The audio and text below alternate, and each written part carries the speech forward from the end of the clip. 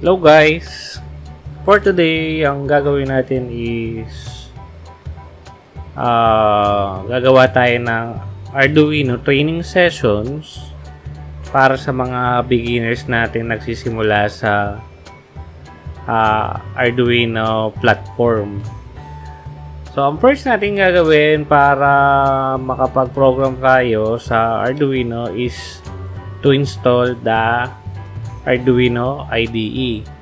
So for this vid, ipapakita natin kung saan ba natin madadownload ang installer ng Arduino IDE.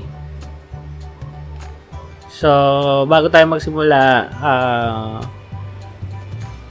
sabihin lang natin sa ating mga viewers na itong mga susunod na video is about Arduino training sessions. Ang magiging training kit natin is yung Arduino upgraded kit na galing sa LXHub Electronics. Para ito sa mga mostly first-time students na nagsisimula na mag-program, mag-prototype using the Arduino. Kasi ito ang pinakamadaling maging starting point sa mga gustong mag-automate, robotics, and etc. Okay, simulan na natin. So first thing na gagawin natin is punta tayo sa Google. Yan, google.com. So ang gagawin lang natin is search lang natin yung Arduino, and then may lalabas sa inyo dito na Arduino Home. So yung website na pupuntahan natin is yung arduino.cc. So pag kinik natin tong Arduino na ito, pupunta tayo sa kanilang site. So dito sa cookies naman, pwede naman yan accept all or only required. And then makikita nyo ang mga laman ng kanilang website about the Arduino. Kasi pag tinawag nating Arduino, Arduino is a brand. Kaya kung mapapansin nyo sa market, meron tayong mga original na Arduino board na ganitong itsura, and meron din namang mga clone na boards na tinatawag nating Uno R3 na boards. Kasi pag tinawag nating Arduino, brand name kasi nila to, which is ito yung original na board. Kaya merong mga clones sa market is dahil na ang Arduino kasi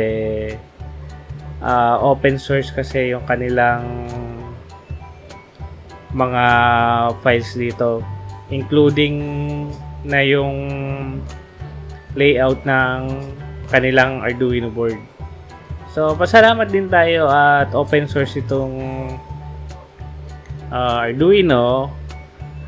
Kaya maraming natutulungan yung Arduino team about coding and prototyping.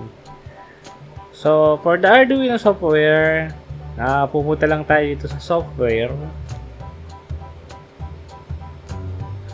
Then makikita na natin dito yung downloads. So ngayon ay June 2024, ang latest version nila is itong 2.3.2. Pero kung ikaw ay luma ang iyong OS, Windows 7 ka pa, advice ko na ito na lang ang inyong i-download. Ayan. Pero dito tayo sa bagong version natin. So, pindutin lang natin itong portion na ito, Win 10 and newer, kung ikaw ay Windows. Meron din naman dito na pang Mac OS. Pero ang gamit kasi natin ay Windows 10.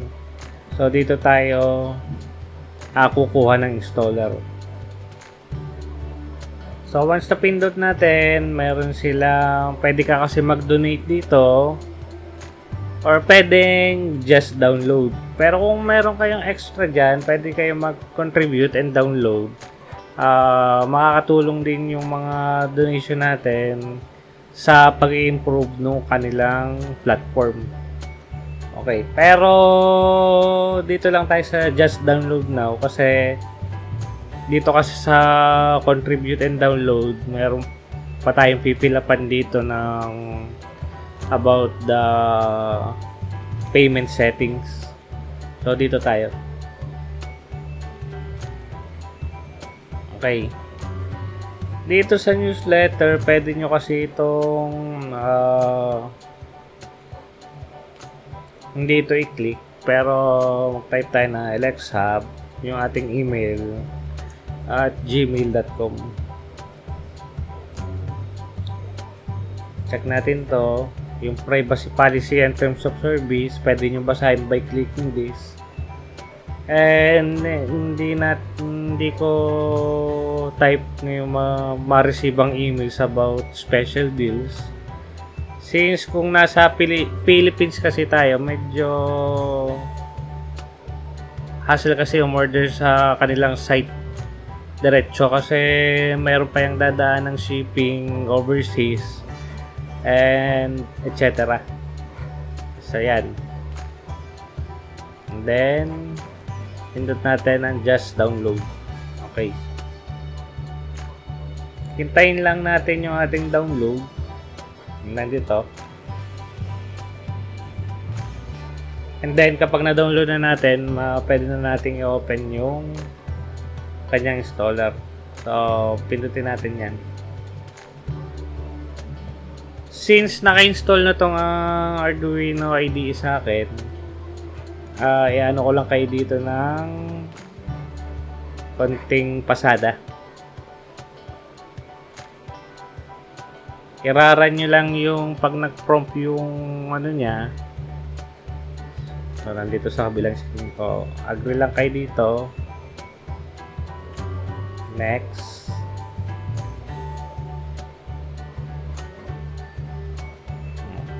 Tapos, yes nyo lang. May license agreement, I agree. And then, install nyo na dito. So, try nga natin to.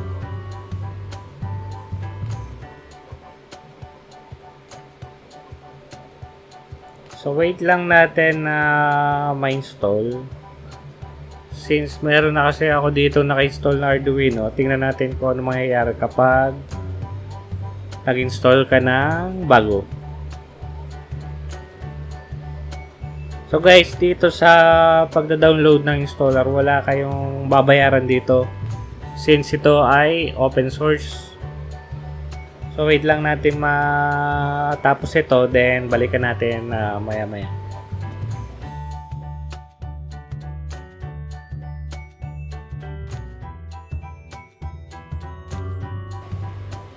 Okay. So once na ma-install natin, pwede na ito nating i-run. So i-run natin ito. Ito naman kapag na-install nyo, ma-create to nung shortcut sa desktop nyo.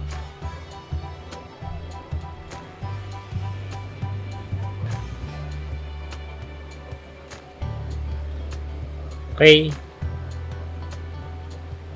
So, ito na yung ating bagong Arduino IDE. So, sa mga next video natin, gagamitin natin ito as yung platform natin sa ating mga future na projects. So, sa ngayon kasi install lang ginawa natin and hindi pa natin makita. Pero sa mga next tutorial, mas maganda kung meron na kayong Arduino board or yung Uno R3 para makapag-run up tayo ng konting mga programs. So, magsisimula tayo sa pagpapailaw ng LEDs dahil yun ang pinaka-basic kung paano mag-set ng input and output sa ating Arduino board. And if you like, you can visit our shop para meron kasi kami dong kit na pwedeng gamitin for this starting kit na pwede natin gamitin dito sa ating Arduino sessions. So, yun na muna guys. I hope na ma-view nyo yung ating susunod na mga videos kasi yun ay Arduino training sessions from basic to advanced. So, unti-unti natin yun, and yung mga code natin, mga lines of code, papaliwanag din natin doon, and unti-unti kaya na natin mag-build ng ating own prototypes. So, thank you guys. Bye-bye muna and see you next time.